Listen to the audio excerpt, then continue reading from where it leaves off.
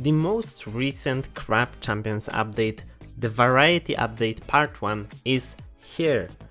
Welcome to my channel. In this video I will be showing everything that has changed and has been added to the game in this update. Well, not everything, because the update is really massive. It's the biggest update yet, and it would be really tiresome to include everything that changed, but I will show you the most important things. It released on 25th of December, if I recall correctly.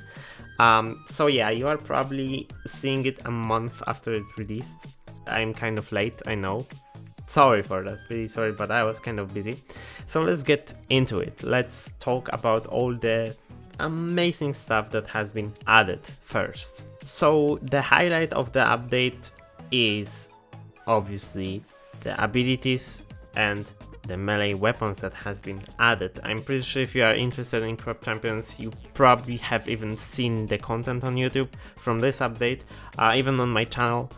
There are 5 abilities right now in the game. Previously there was only Grenade. Grenade was the only ability. You couldn't even change the abilities, and even like the grenade upgrades were called Grenade mods. Now they are called ability mods. So technically, like, the abilities were always in the game since the release, but because there was only one ability, the Grenade, nobody really differentiated them, so it was just all called Grenade.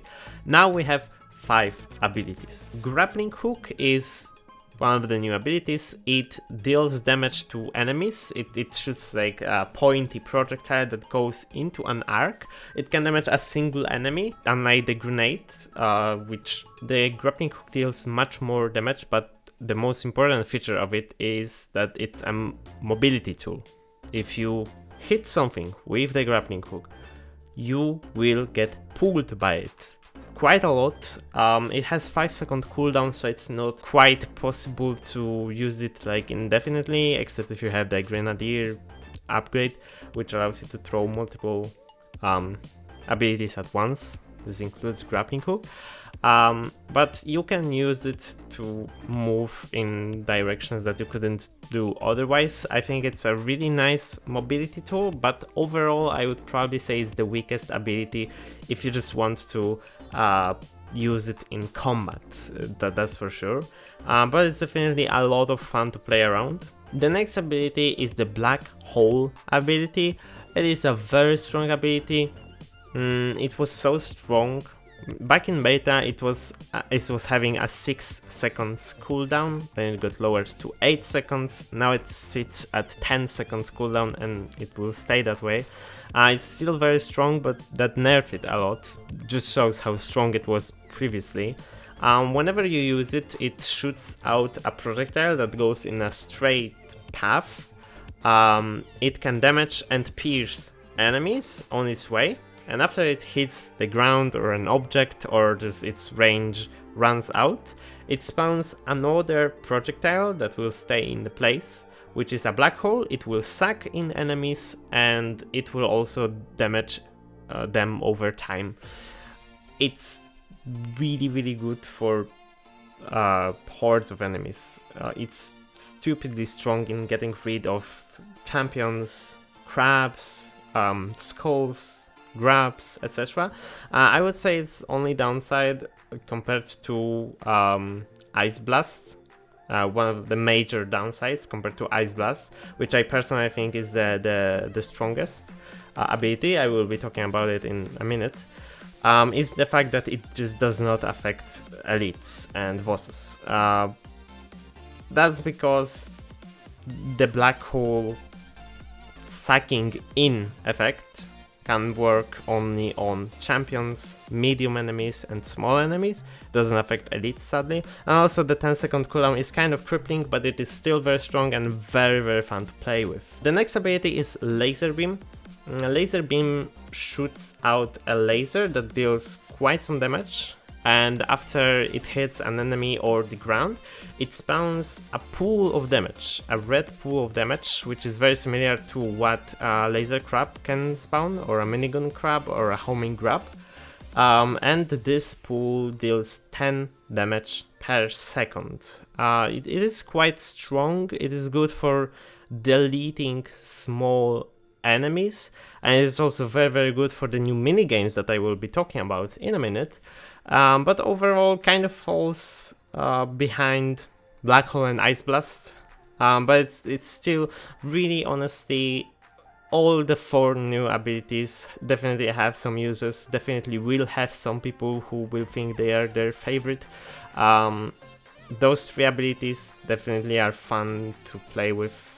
Some are stronger than the others. Well, that's kind of inevitable, right? But overall kind of balanced. The last ability added is the Ice Blast. It is my personal favorite because it has only 5 seconds cooldown, and what it does for that is that it shoots out a Piercing Wave projectile. It is the same projectile that Piercing Wave has, the mod, and also Fire Ant, one of the Fire Ant attacks. And I think Poison School also has such an attack that it just shoots out a projectile like that. It is like a straight line with very small particles of different colors, depending on who is shooting them. In Ice Blast it's blue, in Fire Ant they are like orange, in Poison School they would be green. Those projectiles can damage the enemies, and if it hits the ground or its range runs out, it spawns a pool of ice. And the pool of ice will freeze the enemies, which is like really strong, especially that it's just a 5-second cooldown. It basically, the pool stays there for almost the entire duration of your cooldown, so like it stays there for like 4, maybe 4.5 seconds, and then disappears. You can immediately shoot it back there where it was, basically create an indefinite ice pool. It will also damage enemies over time, just like laser beam does. Well, maybe a bit more often, more like how Black Hole does it. It's basically the same mechanism. It is honestly my favorite because I think it's just the strongest, and Black Hole used to be my favorite, but the nuisance was that it was not working on the elites. The bosses cannot be frozen or affected by the black hole, but the elites, they cannot be affected by the black hole, but they can be frozen. There is a cooldown to it, but they can be frozen. So I think it is the strongest ability, especially if somebody in multiplayer has a black hole. You can, whenever they shoot their black hole, you can just shoot your Ice Blast under their black hole, and you can basically paralyze a lot of enemies this way, because the enemies will be sucked into ice and also get double damage from the abilities. And now ability mods, which used to be grenade mods, there's not a lot more of them. I don't think there is any new ability mod, but they work on the abilities now, every ability, so you can increase their damage, you can increase their size even. It is very cool. So that's definitely one of the biggest things you will find in this update, and honestly it adds a lot of flavor to the game. We have now 3 melee weapons, 5 abilities, and 16 weapons. So overall we went from having 14 different combinations, because back then, previously, we had only 1 melee option, 1 ability option, and 14 weapons. So we had only 14 build options, the 14 starting build options, let's say, like loadout options. Now we have 240 of different options, which is crazy. It is a crazy amount. You can have 240 different starts to the game, excluding obviously the items you can get from the key totem, instead of 14. So it adds a lot of replayability, and actually also what I love about some of the abilities that does not apply to the grenade and the laser beam, but Ice Blast, Black Hole, and Grappling Hook will have their uses even if you don't go into abilities. Previously, if you didn't go grenade build, you basically never used the grenade. Now you can use the Ice Blast even if it deals no damage for the ice, or you can also use the Grappling Hook for the movement, right? So that is very cool about the abilities, that they still matter even if you don't build into them. And yes, I said something about 3 melee weapons. Previously we had only the Claw, that's how it's called right now. The Claw was just the basic melee that you could attack like once per second, roughly. Now we have a second version of Claw called the Dagger. It deals much more damage, and it, instead of hitting once for 35, now the Claw deals 35 damage. I think it's a different value than before. The Dagger can deal up to 60 damage, but it will hit the enemies 6 times during one attack. So it will deal 10 damage, and if the enemy is still in the range, it will deal 20, 30, and so on until it hits them 6 times. It attacks very quickly, obviously, and it can deal up to 60 damage by default, but it has lower range than the Claw. Overall, I would say that the Dagger is the strongest melee weapon currently. If I was going for a melee only build, I would take Dagger. However, I use exclusively, basically, today I'm using exclusively the third melee option, the Hammer. We've got a Hammer in Crab Champions. If you use the Hammer, you might notice 2 things. One is super positive, the second one is really disappointing. If you use the Hammer, the crab will jump up and then it will slam down and hit the ground with the hammer. It deals 100 damage and it has immense range.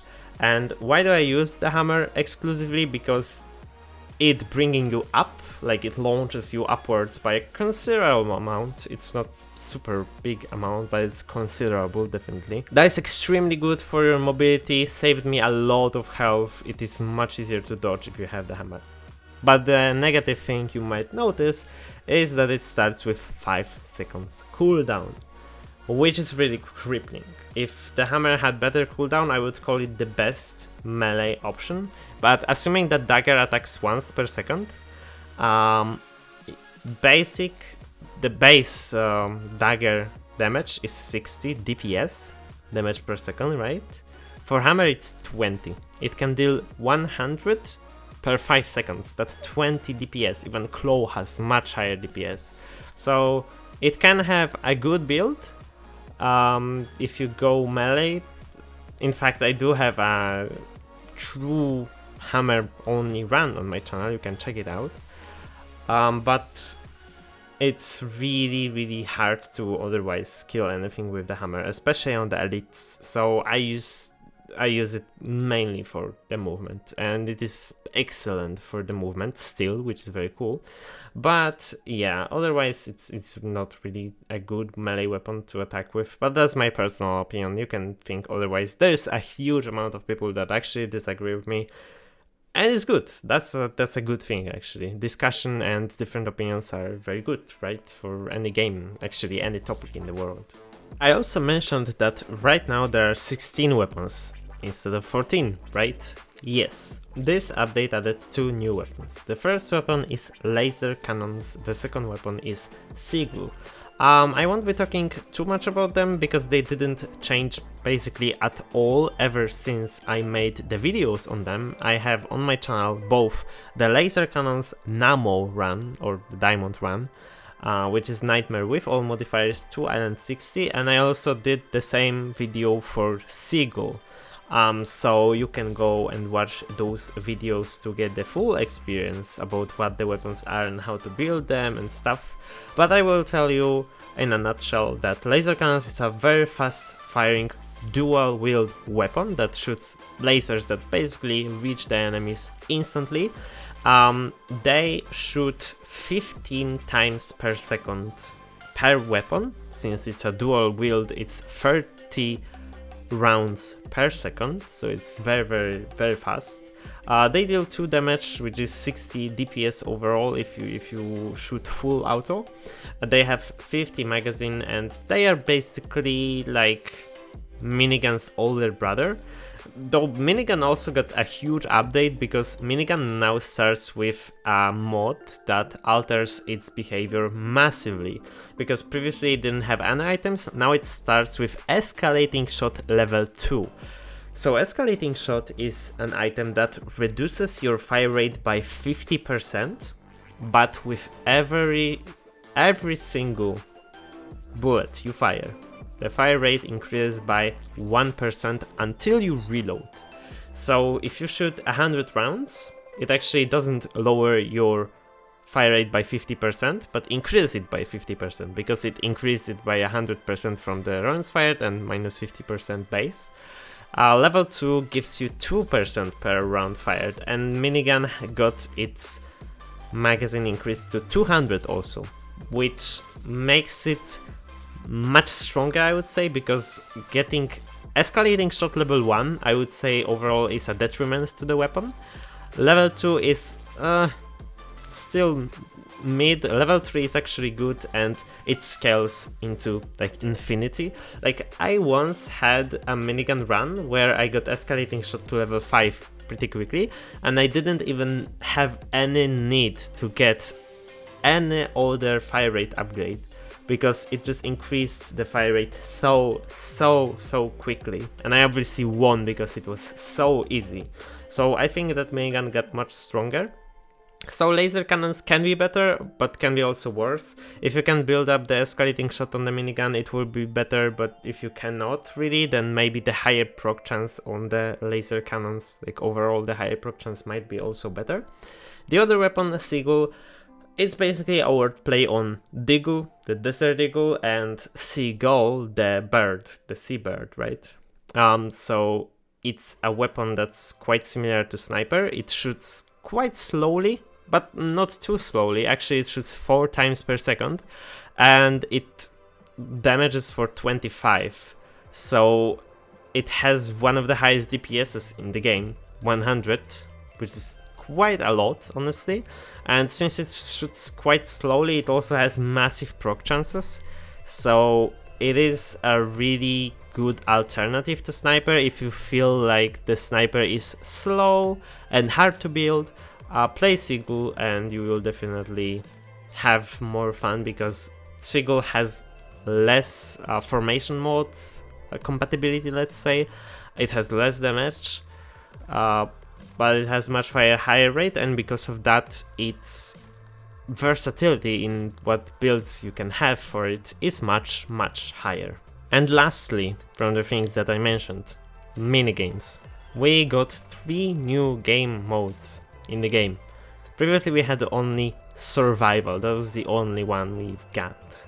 Now we have 4 of them. Survival, unchanged as it was before.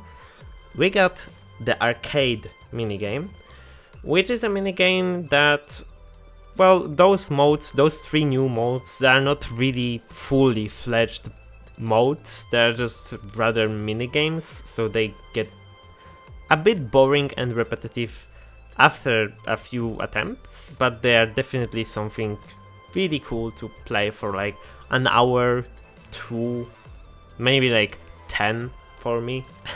If you are like really into Crab Champions, you might play them for 10 hours, perhaps. Some people have probably way more even, like some of the things I've seen in the Discord, which you can join from the description. It's the official Crab Champions Discord, I really recommend you join. But the point of the minigame is that you spawn on always the same map for now, maybe in the future we will get multiple maps, and you have 90 seconds to kill as many enemies as possible. Every kill of an enemy gives you 1 score, no matter what enemy it is, whether it's a crab, a grab, a champion, it always gives you 1 score, and the further you go, the less seconds you have left, the more enemies spawn. But if you get hit, the amount of enemies that is on the map lowers by half. So the best outcome would be to just never get hit, but still kill as many enemies as possible. I think it's really fun, but I wouldn't say it's as fun as the next minigame, Holdout minigame. I think it's one of my favorite minigames my favorite minigame is the holdout one. It's kind of similar to arcade, but like reversed. Instead of killing as many enemies in 90 seconds, you need to survive a constant amount of enemies for as many waves as possible. You start the game on a map, and you need to kill enemies to progress in waves. A few waves will start at the beginning. If you kill these waves, new waves will spawn, and the further you go, the harder the enemies get that spawn. The difference is that you have only 1 health and you cannot get hit. If you get hit, you die. And there's no score, there's just waves survived. And I don't know, somebody said that they got like 400 waves. Oh, sorry, it was 346, I think. Some people get absolutely crazy records, but I feel like they just get lucky, because whenever I get a sniper crab in my game, whenever it spawns, I just instantly prepare to die. Sniper crabs are so bad in this mode. My current record is 86 waves, but I didn't really play that much, because again, it is my favorite minigame, but it gets a bit boring and repetitive after some time. But I think it is a lot of fun, and both of those minigames have new achievements. In arcade, you get an achievement if you get 300 score. In holdout, you get an achievement if you survive for 50 waves. And for those 2 minigames, I will be making a video on the channel soon. I don't know when, but soon I will be making a video from them, so stay tuned. The third and the last minigame is a bit specific and a bit hype actually, but it doesn't work too well. What does that even mean? Let me explain. It's duel. You cannot play it in solo, you need at least 1 more player, and it's basically PvP. It's limited to rocket launcher only because due to ping issues, especially if you are on different continents, it is allegedly, Noisestorm, the developer, said that. I didn't test that, we didn't have an opportunity, but I believe him obviously. He said that due to ping issues, it's extremely hard, if not impossible, to reliably hit your opponents with any other weapon than rocket launcher, because rocket launcher has obviously the explosive radius. And well, duel is limited to only rocket launcher, but you can have any ability and melee weapon that you want. But it seems really fun, right? A duel, finally, PvP. This is the thing that people begged for years in this game, right? But it's not going to be, like, the PvP project is kind of cancelled, and Noisestorm has always said that there will probably be a 1v1 pit in the lobby, and I just assume that this is the realization of that idea. And I really have to admit that even if you have low ping, because if you if you live like in a smaller country than like the United States, let's say, like a European country, and you play with another European from the same country, you can have like 40 ping, which is quite low. It's still affecting the game a bit badly. Like, you can shoot and just hit your enemy and it will not get damaged. You can hit way further than your enemy is and it will get damaged. A lot of goofy stuff. Also, hammer is broken because you start with 100 health, so 1 hammer hit is basically killing the other enemy. It's very, very silly, very funny. Overall, I think it's very, very, very interesting that we got PvP in the game, but sadly it has issues that are quite impossible to even fix, and it probably will not get fixed, so it is a nice thing to have and do once in a while, but nothing really promising for the future, sadly. But I still love survival. I don't see it as that much of a problem, really. Also, a huge part of this update is that you no longer are limited to 4 people in your lobbies. On paper, the patch notes said that the limit has been increased, because in the beta the limit of players in a lobby was increased to 8 per lobby. but due to bandwidth issues or something like that, it got reduced to 4 players in quick play lobbies and 6 players in invite lobbies. But it doesn't work because I have been in quick play lobbies that had 7 people, and I've seen quick play lobbies that had up to 9 people, not even 8, but 9, way above, one above the previous limit, which was 8. I would assume that the code was like not implemented properly, and that's why the limit stayed at 8, but it can be 9 and possibly even more, so that's like very funny. Anyway, the point is that now you are not limited to 4 players per lobby. It should technically be 6, but it can be up to confirmed 9, so play with your 8 friends in one lobby if you want to, because like maybe in the future you will be unable to do it again. And also I mentioned something called quick play. It is something that Noisestorm wanted to implement since the freaking dawn of like the time, but he had issue with it and couldn't do it. Finally it is in the game. It is a bit rough because what it is a matchmaking device, maybe mechanic is the better word. You can basically play with random people who also quick played.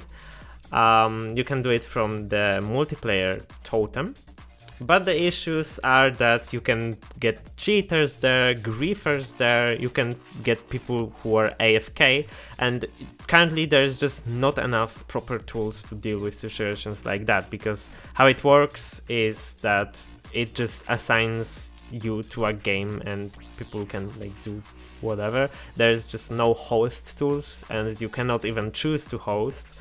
So quick play, I would say it's a cool addition definitely, but there's quite high chance that you may have a bad and unpleasant game with people from quick play. Unfortunately, I'm pretty sure that in the part 2 of this update, which is coming out in February, at least it's planned, there'll probably be at least some basic tools, like maybe vote to kick, maybe there will be some host tools, something like that, so we are definitely waiting for it. But yeah, you can have matchmaking with random people from around the world. Now that I'm reading the patch notes, it says side sliding, new content, new island type waves, which is a new island type, which basically you have 6 waves. If you kill a wave, then another wave spawn.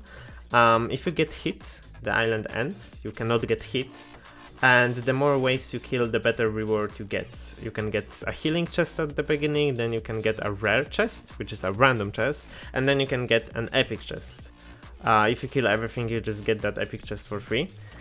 New enemies, Starfish and Limpet. Yes, there are new enemies, new music, new loot. There's a lot of new items. Well, define a lot.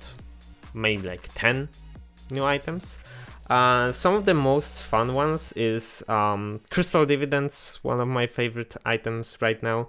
It basically, per level, gives you 5% of crystals you currently have to your account. So if you have it and end an island with 1,000 crystals, it will give you 50 crystals, because that's 5% of 1,000, right? And if you get enough of them, you can get your money or crystals really quickly out of control. And also Big Bones. It's a greed perk that can make your crab bigger. And at the max level, it looks really silly. I really recommend you get Big Bones to high level. I will probably be making a video out of it too, but like it's really fun.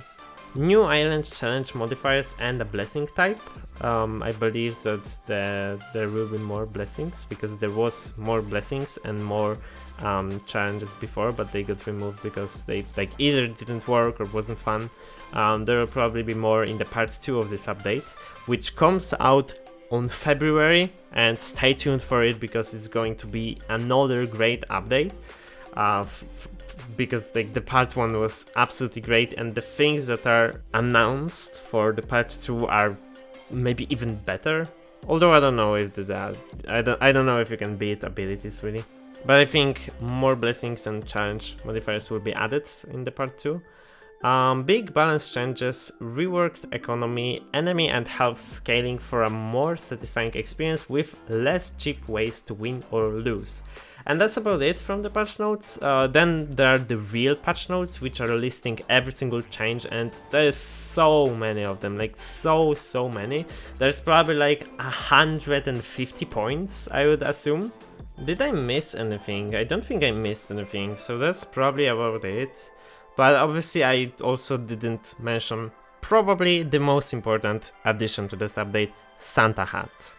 And yes, I am making a joke, although the most requested addition to the game that I've seen by far, at least on the Discord, is to add hats. There are no like customizable hats right now. Your crab cannot have a hat. And people just want them to be like skins, so you can have like different cosmetics to choose from, right? And seeing the Santa hat, it's the first step, very small step, but it is the first step to the most requested feature for this game by far. So it kind of is the most important thing, because people want hats so much that like seeing this probably made a ton of people happy, because it gives them hope that the actual hats might be added in the future, right? But the Santa hat is gone now. It got removed like a week ago, so you cannot have it. I just refuse. I refuse to update. I just refuse to update the game to the newest version. I still keep the slightly older version, which has the Santa hat. So I will be making a few videos with the Santa hat. Hopefully I do not update it by accident. So yeah. There's some other important smaller changes in the game that I didn't mention. I recommend you read the patch notes. I will leave them in the description, the Steam patch notes, so you can check them out. But for now, this is going to be everything I covered in this video. I hope it was not too boring and not too long, but as I said, the biggest update yet. There is a lot of cover. Like I could also tell you new abilities, Black Hole, Ice Blast, etc., and just do that for 10 seconds and go to like melee weapons, but that's not kind of the point of this video. It is also to describe the changes, because those informations you can read from Steam, right? So I tried describing like the abilities, the weapons, etc. So that's why the video kind of has to be long. I hope it wasn't too boring. And I will see you in the future videos. Probably my next video will be a challenge related to Crystal Dividends, or a video showcasing arcade and holdout minigames. I don't know which one yet. One of these videos, so stay tuned for that. And as I said, in February comes part 2 of this update, and I will be making videos on that too. And if you haven't bought the game yet, please do, because it's absolutely amazing. And actually I'm fighting for the video games industry, because the stance of the dev of this game is actually the best stance a developer can have. Like, he's so engaged into the community, he's not using DRMs, he's not doing DLCs, no battle passes, just the best approach a dev can have, and we need just more devs like that, so please support him as much as you can, just to show your support for video game development like that. Okay, that's actually going to be it, because I'm talking about stupid stuff again. See you in the future videos. Bye.